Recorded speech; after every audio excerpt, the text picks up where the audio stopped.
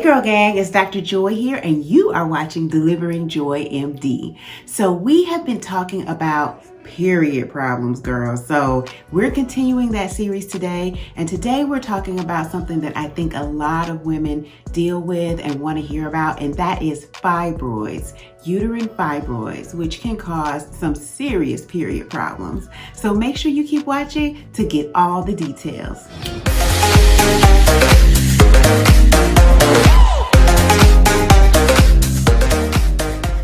All right, girl gang. So if you haven't really had an opportunity to review my video on female reproductive organs, I'm going to post that here in the card for you. And you can take a look at that so you kind of understand what organs we're talking about. But we are talking about the uterus, the womb, where the magic happens. The uterus is a muscular organ. It's made out of smooth muscle cells, and occasionally, well, actually more than occasionally, sometimes frequently, we see that these smooth muscle cells form non-cancerous tumors, and that is a fibroid. You may hear people refer to fibroid tumors as leiomyoma, and that's what the L in Palm-Cohen stands for, is leiomyoma, and that basically means that there is a smooth muscle tumor that's present inside the uterus. 99.5% of the time, these tumors are going to be non-cancerous. Only in very rare circumstances do we find that fibroids have actually become leiomyosarcomas. Leiomyosarcomas are actually cancerous fibroids, and those are pretty rare. Some people refer to these as myomas for short, or even fibromas. I've even heard some real old school OBGYNs call them fireball tumors, which I think is hilarious. But today we're talking a little bit about these because a lot of women, especially women of color, have suffered with pelvic pain during their periods, very heavy periods, or even having pelvic pressure symptoms from fibroids, especially when those fibroids are large. And these fibroids can get big, y'all. So I'm going to be showing you some pictures of fibroids that I've removed that are humongous. And of course, these are shared with consent, but we want to really educate you today about fibroid tumors. There are several locations that a fibroid can be. Basically, they can be anywhere inside the uterus. So let's just hit up the basics of those. So we're going to start from the outside of the uterus and work our way to the inside of the uterus. So the first type of fibroid that can be present in the uterus is what's called subserosal. And that just means that the fibroid is just underneath the very outside skin on the uterus. It's very shallow in terms of the depth of how deep it gets into the uterus. It's right underneath the skin, so to speak. Another type of subserosal fibroid can be a pedunculated fibroid, meaning that it actually has a little stalk that connects the fibroid to the uterus.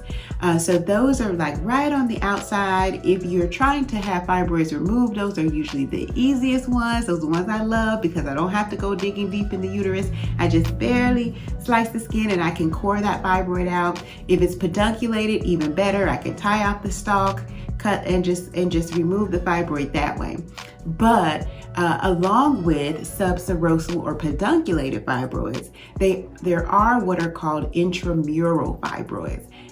Intramural fibroids are deep inside the muscle wall of the uterus. So these are the ones that can really cause a lot of heavy bleeding because they interfere with the uterus's ability to clamp down and stop bleeding during your cycle. So this type of fibroid may cause irregular cycles or even regular cycles that are very heavy. These are the ones that can be a booger to remove too. So like if you are having what's called a myomectomy or removal of fibroids, these are the ones that we always worry about because those are the ones that are deep inside the muscle wall. In addition to intramural fibroids, there are submucosal fibroids. And so submucosal fibroids are fibroids that are very close to the lining of the uterus. Now, these are notorious for causing very heavy bleeding.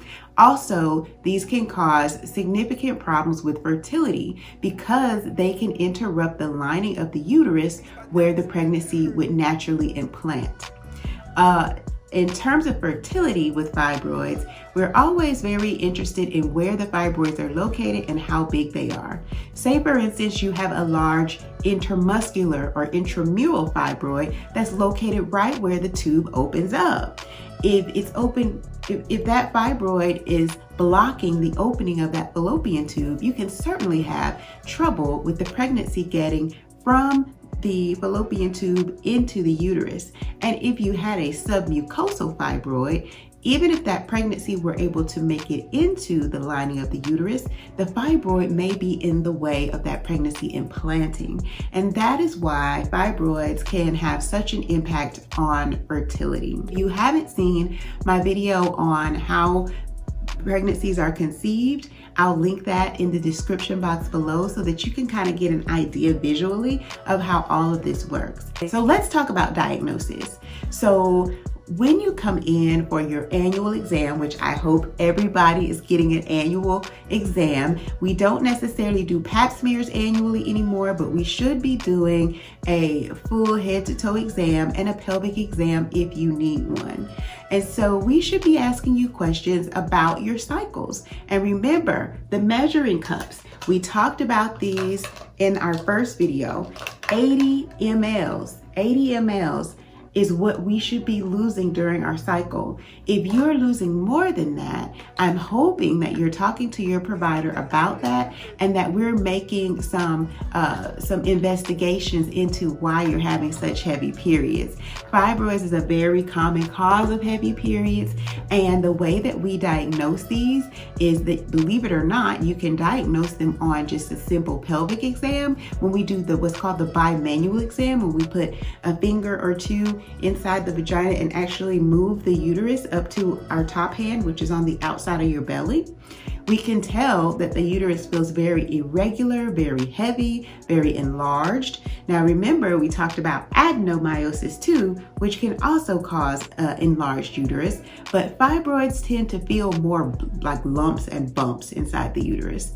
The gold standard for diagnosing fibroids is actually transvaginal ultrasound, which we've talked about several times in this series, and that allows us to map the location and the size of the fibroid. So we can tell if it's submucosal, if it's intramural or intramuscular, if it's subserosal, or even pedunculated based on the findings of that transvaginal ultrasound. And MRI is also another very sensitive way to map out fibroids. And so if we are planning to do a fibroid removal or myomectomy, we like to have an MRI, especially if you have larger fibroids, so that we can map those out. I am going to be doing a live at lunch specifically on treatment of fibroids and all of the new modalities for treatment with a special friend of mine who is an absolute expert in fibroid treatment. But in terms of basic treatments, we can start again with conservative measures like oral contraceptive pills, Depo-Provera injections. We can also, in some cases, use an IUD depending on the size and location of the fibroids. We can also plan to do a fibroid removal surgery or a myomectomy. We can do a hysterectomy, which is a removal of the entire uterus. And there are also some really cool new treatment modalities that are out there. There is uterine fibroid embolization as well, which is done not by a gynecologist, but by an interventional radiologist. So what we do with fibroids really has a lot to do with how the woman wants to go about her reproductive life plan. And if you haven't seen my video on reproductive life planning, make sure you check that out. But I think that it's really important for a woman to decide how she wants to handle her fertility, and that is really what should drive our goals. There are some medications that are out there that are just coming out that are pretty new, and so we'll definitely have our special guests talk about those. And I want to talk a little bit about when it's time to intervene. And what I tell my patients all the time is that if the fibroids aren't bothering you, there's not really a need to bother them. So that means you're not having painful periods, you're not experiencing really heavy, irregular periods, you're not having a problem with fertility, you're not having painful intercourse. The fibroids are there, but you wouldn't know they were there unless someone had actually diagnosed you with transvaginal ultrasound or with pelvic exam.